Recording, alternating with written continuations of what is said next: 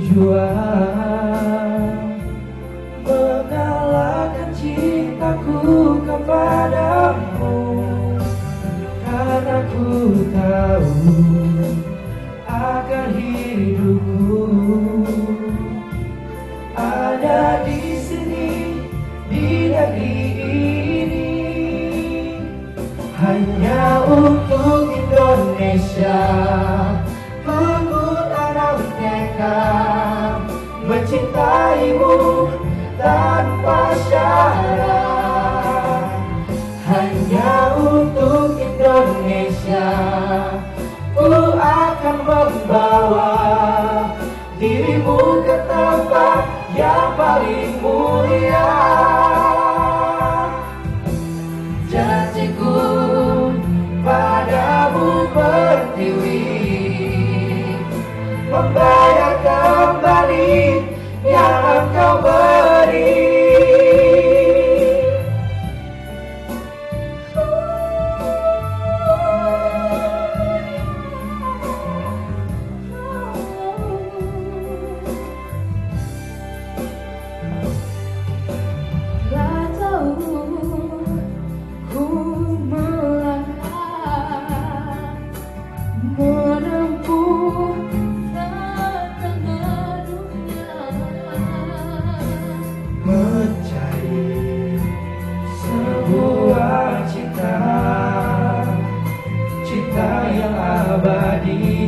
Selamanya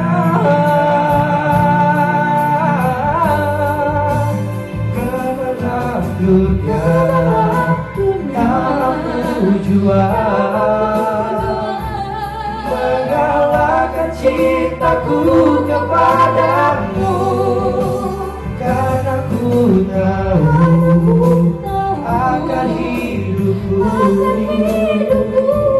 ada di sini, di negeri ini, hanya untuk Indonesia. Aku tanam tekad mencintaimu tanpa syarat, hanya untuk Indonesia. Ku akan membawa dirimu ke tempat yang paling mulia. Janjiku padamu pertiwi, membayar kembali yang engkau beri. Hanya untuk Indonesia. Mencintaimu tanpa syarat, hanya untuk Indonesia. Ku akan membawa dirimu ke tempat yang paling mulia. Janjiku padamu pertiwi, membayar kembali yang engkau beri.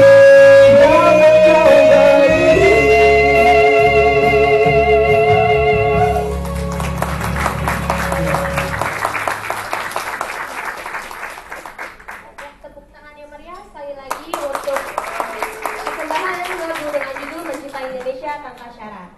Tanpa berlama-lama, kita masuk ke acara utama, yaitu pembukaan acara secara resmi oleh Pak Menteri, Pak Anies Baswedan, sekaligus nanti simbolisasi penyerahan adik-adik kepada para mentor. Pada Pak Anies kami persilahkan.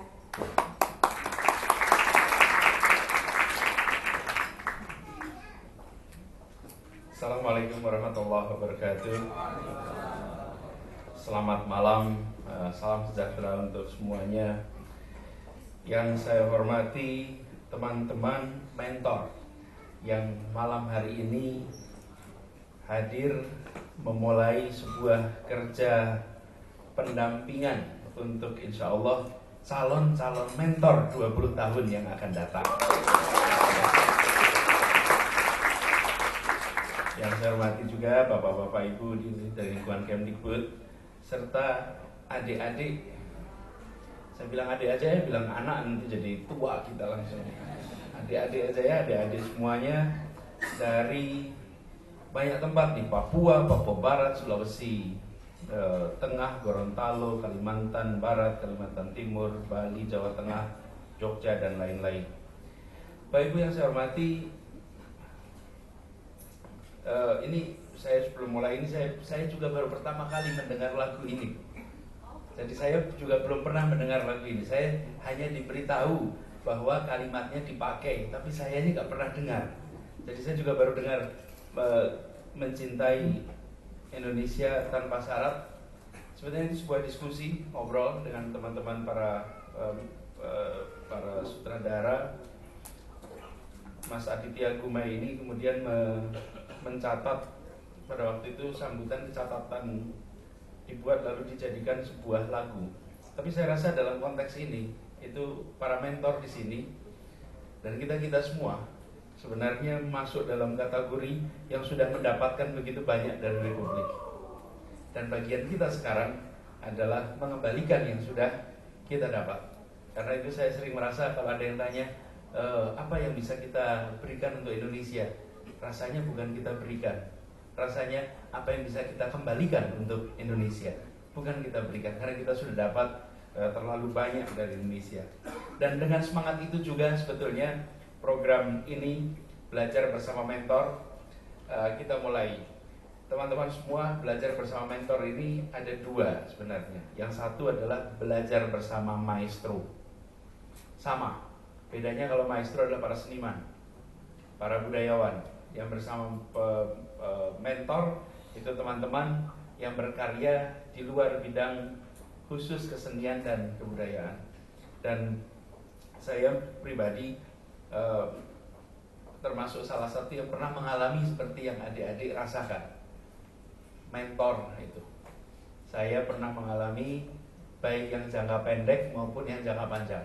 Yang jangka panjang ini saya pernah mengikuti program pertukaran pelajar 1 tahun dan itu rasa pengalaman yang didapat luar biasa. Tapi juga yang jangka pendek, saya rasa banyak di antara kita yang berinteraksi lalu meraih masukan banyak lewat interaksi yang relatif singkat. Jadi malam hari ini berkumpul, mungkin sudah hadir 10 di sini. Yang pertama sudah disebutkan ya, Mas Billy Bun, kemudian Johan Pinarwan, Bung Edward Suhadi, Mas Gustav Aulia, kemudian Ivo Santosa, Mas Jamil Azaini, Muhammad Asad, Mbak Dila Tanzil, Mbak Tri Mumpuni. Ini Tri Mumpuni satu paket sama Mas Iskandar. Sepaket Mas Iskandar, kemudian Mas Kosin dan Mas Yoris Sebastian. Jadi kita berharap teman-teman yang hari ini menjadi mentor, ini sesuatu yang sebenarnya di dunia pendidikan bukan hal yang baru. Mentoring itu sebenarnya sesuatu yang harusnya kita lakukan lebih intensif. Mentoring, kemudian internship, anak-anak dalam berbagai macam latar belakang itu bekerja bersama, dan dari mentor itu sebenarnya proses pembelajaran jauh lebih efektif. Jadi mungkin saya ingin ulang sedikit cerita, barangkali saya pernah ceritakan, tapi buat adik-adik mungkin belum pernah cerita. Jadi begini, saya waktu kami di Jogja dulu, kalau masih kuliah di Jogja itu sering ke Jakarta mengunjungi tokoh-tokoh. Sebentar aja kunjungannya, lalu banyak yang kita kunjungi orang tua sudah senior. Salah satu yang kami kunjungi, banyak sih, tapi salah satu yang kami kunjungi itu namanya Muhammad Natsir. Muhammad Natsir itu Bapak Kesatuan, Bapak Integrasi Indonesia, karena waktu itu membuat mosi integrasi. Nah, beliau itu usia waktu kami kuliah itu kira-kira 80-an usianya. Jadi sudah agak senior gitu. Kalau untuk mentor di INEBI kelihatan agak berat. Jadi kita biasa datang beberapa jam terus pulang gitu ya. Nah, beberapa anak orang-orang muda waktu itu mengingatkan kepada Pak Natsir, Pak, tolong jangan diterima semua anak-anak itu, karena nanti Bapak lelah. Karena datang dari Jogja, buat yang datang sih datang 2 jam, tapi yang datang pulang datang lagi dari Bandung 2 jam, yang dari Bandung pulang datang lagi dari Surabaya 2 jam. Jadi bagi yang datang 2 jam, tapi bagi yang menerima tamu itu berjam-jam, karena datang lagi anak muda lagi, anak muda lagi, anak muda lagi. Jadi beliau diingatkan sama yang lain, Pak, tolong Bapak terima saja yang sudah kami seleksi, jangan diterima semua, yang udah diseleksi aja, udah dipilih, mereka aja yang ditemui. Nah, pada waktu itu Pak Natsir ini sebagai ilustrasi aja, beliau menguasai 7 bahasa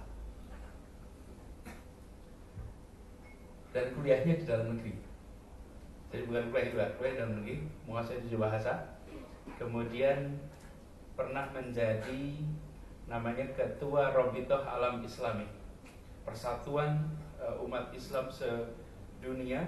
Pernah menjadi Perdana Menteri, pernah menjadi Menteri Pertahanan, pernah macam-macam posisinya. Ini ilustrasi sedikit ketika beliau jauh dulu tahun 50-an, 40-50-an. Nah, lalu yang menarik, jawabannya ketika dibilang, Pak, terima yang diseleksi saja. Dibilang jangan, biar siapa saja, anak-anak muda itu biar ketemu saya. Lalu dia cerita, saya itu adalah seorang siswa, kira-kira SMA, kuliah di Bandung, asalnya dari Padang Panjang. Seorang dari Padang Panjang pergi ke Bandung untuk sekolah. Sampai di Bandung dia bersekolah. Satu hari dia naik kereta api dari Bandung ke Gambir, ke Jakarta.